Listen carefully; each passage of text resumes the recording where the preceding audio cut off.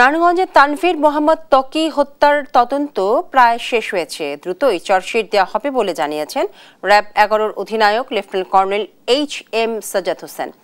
শনিবার দুপুরে রাজধানীর কারওয়ান বাজারে র্যাব মিডিয়া সেন্টারে সংবাদ সম্মেলনে এই তথ্য জানান তিনি। এ সময় তিনি আরও বলেন, নরসিংদীর রায়পুরায় অভিযান চালিয়ে বিপুল পরিমাণ দেশি বিদেশি অস্ত্র ও গোলা বারুদ সহ 8 জনকে গ্রেফতার করেছে। র্যাব অধিনায়ক আরও জানান, গেল কয়েক মাসে আধিপত্য বিস্তারকে কেন্দ্র করে সংঘর্ষে 5 জন নিহত এবং প্রায় 50 জনের মতো আহত হয়েছেন। তাদের কাছ থেকে উদ্ধার করা হয় 2টি বিদেশি পিস্তল, 5টি 1 নলা বন্দুক, 1টি 2 নলা বন্দুক, 2টি LG, 1টি পাইপগান, 3টি ম্যাগাজিন এবং 35 রাউন্ড গুলি। এখন এটা তদন্ত প্রক্রিয়াধীন চলমান রয়েছে এবং আমাদের অনেক ডেভেলপমেন্টও আছে। আমরা অতি শীঘ্রই এটার দিয়ে দিব। এটা তদন্তে বেরিয়ে আসবে। তদন্ত রিপোর্ট যখন দেওয়া হবে তখন আপনাদেরকে বিস্তারিতভাবে জানানো হবে।